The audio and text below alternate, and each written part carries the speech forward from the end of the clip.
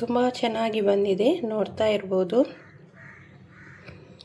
ಇದನ್ನು ನೀವು ಅನ್ನದ ಜೊತೆ ಸೈಡ್ ಡಿಶ್ ಆಗಿ ತಗೊಳ್ಬೋದು ಹಾಗೂ ಸ್ಟಾರ್ಟರ್ ರೂಪದಲ್ಲಿ ಕೂಡ ತಿನ್ಬೋದು. ಬನ್ನಿ ಇದನ್ನು ಹೇಗೆ ಮಾಡೋದಂತ ನೋಡ್ಕೊಂಡು ಬರುವ. ಹಲೋ ಫ್ರೆಂಡ್ಸ್, ಹೇಗಿದ್ದೀರಲ್ಲ? ಎಲ್ರಿಗೂ ಮೈ ಕುಕಿಂಗ್ ಚಾನಲ್ಗೆ ಸ್ವಾಗತ. ಇವತ್ತು ನಾನು ಮಿಂಟ್ ಪೆಪ್ಪರ್ ಚಿಕನ್ ಮಾಡ್ತಾ ಇದ್ದೀನಿ. ಇದಕ್ಕೋಸ್ಕರ 1 ಮುಷ್ಟಿ ಆಗುವಷ್ಟು ಮಿಂಟ್ ತಗೊಂಡಿದ್ದೀನಿ ಮತ್ತು 1 ಟೇಬಲ್ ಸ್ಪೂನ್ ಆಗುವಷ್ಟು ಕರಿಮೆಣಸು ಕಾಳು ತಗೊಂಡಿದ್ದೀನಿ. ಇಲ್ಲಿ ನೀವು 2 ಟೇಬಲ್ ಸ್ಪೂನ್ ಆಗುವಷ್ಟು ಕಾಳು ಮೆಣಸು ತಗೊಳ್ಳಿ, ಯಾಕೆಂದ್ರೆ ನನ್ನಲ್ಲಿ ಕರಿಮೆಣಸು ಕಾಳು ಖಾಲಿಯಾಗಿದೆ. ಅದಕ್ಕೋಸ್ಕರ ನಾನು ಪೆಪ್ಪರ್ ಪೌಡರ್ ಅನ್ನು ತಗೊಳ್ತಿದ್ದೀನಿ, MTR ಅದ್ದು.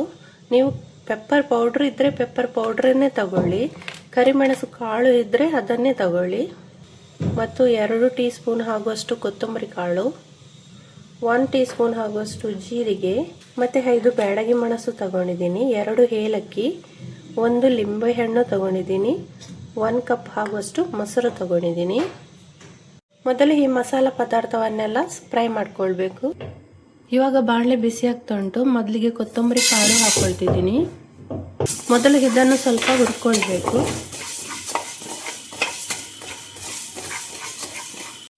ಕೊತ್ತಂಬರಿ ಸ್ವಲ್ಪ ಫ್ರೈ ಆಗ್ತಿರುವಾಗಲೇ ಜೀರಿಗೆ ಮತ್ತು ಕರಿಮೆಣಸನ್ನು ಹಾಕೊಳ್ತಿದ್ದೀನಿ. ಇದೆಲ್ಲ ಫ್ರೈ ಆಗಿದೆ. ಇವಾಗ ಬ್ಯಾಡಗಿ ಮೆಣಸು ಹಾಕೊಳ್ತಿದ್ದೀನಿ. ಬ್ಯಾಡಗಿ ಮೆಣಸನ್ನು ಕಪ್ಪಾಗೋ ತನಕ ಹುರ್ಕೊಳ್ಳಿಕ್ಕಿಲ್ಲ, ಸ್ವಲ್ಪ ಹುರಿದ್ರೆ ಸಾಕು. ಕೊನೆಯಲ್ಲಿ ಏಲಕ್ಕಿ ಹಾಕೊಳ್ತಿದ್ದೀನಿ. ಇದನ್ನೆಲ್ಲ ಫ್ರೈ ಮಾಡುವಾಗ ಗ್ಯಾಸ್ ಫ್ಲೇಮ್ ಸಿಮ್ಮಲ್ಲೇ ಇರಲಿ, ಯಾಕೆಂದರೆ ಫ್ಲೇಮಲ್ಲಿ ಇಟ್ಟರು ಕೂಡ ಅದು ಜಾಸ್ತಿ ಫ್ರೈ ಆಗಿ ಹೋಗ್ತದೆ. ನಂತರ ಮಸಾಲೆ ಎಲ್ಲ ಕಹಿಯಾಗಿ ಬರ್ತದೆ. ಅದಕ್ಕೆ ಸಿಮ್ಮಲ್ಲೇ ಇಟ್ಟು ಫ್ರೈ ಮಾಡ್ಕೊಳ್ಬೇಕು. ಇವಾಗ ಇದೆಲ್ಲ ಆಗಿದೆ, ಗ್ಯಾಸ್ ಫ್ಲೇಮ್ ಆಫ್ ಮಾಡ್ತಿದ್ದೀನಿ. ಇದೆಲ್ಲ ತಣ್ಣಗಾಗಿದೆ. ಈಗ ಮಿಕ್ಸಿ ಜಾರಿಗೆ ಹಾಕೊಳ್ತಿದ್ದೀನಿ. ಮೊದಲು ಇದನ್ನು ಪುಡಿ ಮಾಡಬೇಕು, ನಂತರ ಮಿಂಟ್ ಮತ್ತು ಮೊಸರನ್ನು ಹಾಕ್ಕೊಳ್ಳುವ. ಅದಕ್ಕಿಂತ ಮುಂಚೆ ಹಾಕೊಳ್ಳೋದು ಬೇಡ. ಮೊದಲು ಇದೆಲ್ಲ ಚೆನ್ನಾಗಿ ಪುಡಿ ಆಗಬೇಕು.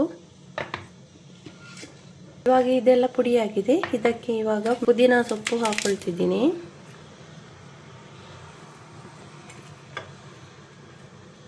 ಮತ್ತೆ ಮೊಸರು ಹಾಕೊಳ್ತಿದ್ದೀನಿ. ರುಚಿಗೆ ತಕ್ಕಷ್ಟು ಉಪ್ಪು ಹಾಕೊಳ್ತಿದ್ದೀನಿ. 1 ಟೇಬಲ್ ಸ್ಪೂನ್ ಆಗುವಷ್ಟು ಪೆಪ್ಪರ್ ಪೌಡ್ರ್ ಆ್ಯಡ್ ಮಾಡ್ತಿದ್ದೀನಿ. ತುಂಡು ಲಿಂಬೆ ಹಣ್ಣಿನ ರಸವನ್ನು ಹಿಂಡ್ಕೊಂಡು ಹಾಕೊಳ್ತಿದ್ದೀನಿ. ಇವಾಗ ಇದನ್ನು ನುಣ್ಣಗೆ ಗ್ರೈಂಡ್ ಮಾಡ್ಕೊಳ್ಬೇಕು. ನೋಡಿ ಎಷ್ಟು ಕ್ರೀಮಿಯಾಗಿ ಬಂದಿದೆ ಅಂತ. ಈ ಥರ ಗ್ರೈಂಡ್ ಮಾಡ್ಕೊಳ್ಬೇಕು. ಇವಾಗ ಇದನ್ನು ಚಿಕನ್ಗೆ ಆ್ಯಡ್ ಮಾಡ್ಕೊಳ್ಳುವ. 1/2 kg ಆಗೋಷ್ಟು ಚಿಕನನ್ನು ನೀಟಾಗಿ ಕ್ಲೀನ್ ಮಾಡಿ ಇಟ್ಕೊಂಡಿದ್ದೀನಿ. ಇದಕ್ಕೆ ಸ್ವಲ್ಪ ಅರಿಶಿನ ಹಾಕೊಳ್ತಿದ್ದೀನಿ. ಗ್ರೈಂಡ್ ಮಾಡಿದ ಮಸಾಲ ಹಾಕ್ಕೊಂಡು ಚೆನ್ನಾಗಿ ಮಿಕ್ಸ್ ಮಾಡಬೇಕು. ಇವಾಗ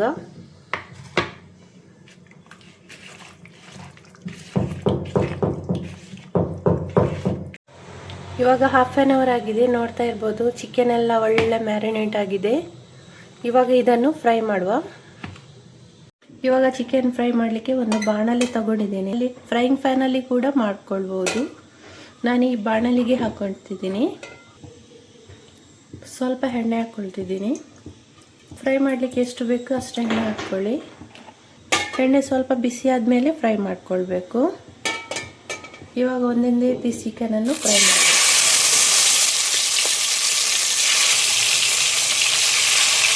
ಇಲ್ಲಿ ಚಿಕನನ್ನು ತಿರುಗಿಸಿ ಫ್ರೈ ಮಾಡ್ತಾ ಹೋಗಬೇಕು. ಒಂದು 2 ನಿಮಿಷಕ್ಕೆ ಚಿಕನನ್ನು ತಿರುಗಿಸಿ ಫ್ರೈ ಮಾಡಬೇಕು. ಇವಾಗ ಇದನ್ನೆಲ್ಲ ಒಂದು ಪ್ಲೇಟಿಗೆ ಹಾಕೊಳ್ತಿದ್ದೀನಿ. ಈಗ ಬಾಕಿ ಉಳಿದದ್ದನ್ನು ಸ್ವಲ್ಪ ಗ್ರೇವಿಯಾಗಿ ಮಾಡ್ಕೊಳ್ಬೇಕು. ಅದಕ್ಕೋಸ್ಕರ ನಾನು ಸ್ವಲ್ಪ ಬಾಣಲೆಗೆ ಆಯಿಲ್ ಹಾಕಿ ಈರುಳ್ಳಿ ಹಾಕಿ ಫ್ರೈ ಮಾಡಿದ್ದೆ ಫಸ್ಟ್. ನಂತರ ಅದೇ ಮ್ಯಾರಿನೇಟ್ ಮಾಡಿಕೊಂಡ ಚಿಕನನ್ನು ಹಾಕಿ ಫ್ರೈ ಮಾಡ್ತೇನೆ. ಇವಾಗ ಸ್ವಲ್ಪ ನೀರು ಹಾಕ್ಕೊಳ್ತಿದ್ದೀನಿ. ಇದನ್ನೇ ಇವಾಗ ಸ್ವಲ್ಪ ಗ್ರೇವಿ ಮಾಡ್ತಾ ಇದ್ದೀನಿ. ಫ್ರೈ ಜೊತೆ ಸ್ವಲ್ಪ ಗ್ರೇವಿನೂ ಇರಬೇಕು, ತಿನ್ನಲಿಕ್ಕೆ ಚೆನ್ನಾಗಿರ್ತದೆ. ಉಪ್ಪು ಕಮ್ಮಿ ಇದ್ದರೆ ಹಾಕ್ಕೊಳ್ಳಿ. ನಮ್ಮದು ಉಪ್ಪೆಲ್ಲ ಕರೆಕ್ಟ್ ಇದೆ. ಇವಾಗ ಲಿಡ್ ಕ್ಲೋಸ್ ಮಾಡಿ 15 ನಿಮಿಷ ಬೇಯಿಸ್ಕೊಳ್ತಿದ್ದೀನಿ. ಕೊನೆಯಲ್ಲಿ ಕೊತ್ತಂಬರಿ ಸೊಪ್ಪು ಹಾಕ್ಕೊಳ್ತಿದ್ದೀನಿ. ಇದು ಕೂಡ ತುಂಬಾ ಟೇಸ್ಟಿಯಾಗಿ ಬಂದಿದೆ. ಒಂದು ಸಲ ನಿಮ್ಮ ಮನೆಯಲ್ಲಿ ಇದನ್ನು ಕೂಡ ಟ್ರೈ ಮಾಡಿ ನೋಡಿ. ಈ ಸೈಡಲ್ಲಿ ಕುಕ್ಕರಲ್ಲಿ ಅನ್ನಕ್ಕೆ ಇಟ್ಟಿದ್ದೀನಿ. ಈ ಸೈಡಲ್ಲಿ ನಮ್ಮದು ಚಿಕನ್ ರೆಡಿ ಆಗ್ತಾ ಉಂಟು. ಇಲ್ಲಿ ವೆಜ್ನವರಿಗೆ ಪೊಟಾಟೊ ಗ್ರೇವಿ ರೆಡಿ ಉಂಟು, ನೋಡ್ತಾ ಇರ್ಬೋದು. ಇವಾಗ ಮಿಂಟ್ ಪೆಪ್ಪರ್ ಚಿಕನ್ ಫ್ರೈ ಯೊಂದಿಗೆ ಅದರದ್ದೇ ಸೇಮ್ ಗ್ರೇವಿ ರೆಡಿ ಆಗಿದೆ, ನೋಡ್ತಾ ಇರ್ಬೋದು. ಸ್ವಲ್ಪ ಫ್ರೈ ಜೊತೆ ಸ್ವಲ್ಪ ಗ್ರೇವಿನೂ ಕೂಡ ಇದ್ರೆ ಚೆನ್ನಾಗಿರ್ತದೆ ಅಲ್ವಾ. ಗ್ರೇವಿ ಕೂಡ ಮಾಡಿದ್ದೀನಿ, ನೋಡ್ತಾ ಇರ್ಬೋದು. ತುಂಬಾ ಟೇಸ್ಟಿಯಾಗಿರ್ತದೆ. ಒಂದು ಸಲ ನೀವಂತೂ ಇದನ್ನು ಟ್ರೈ ಮಾಡಲೇಬೇಕು.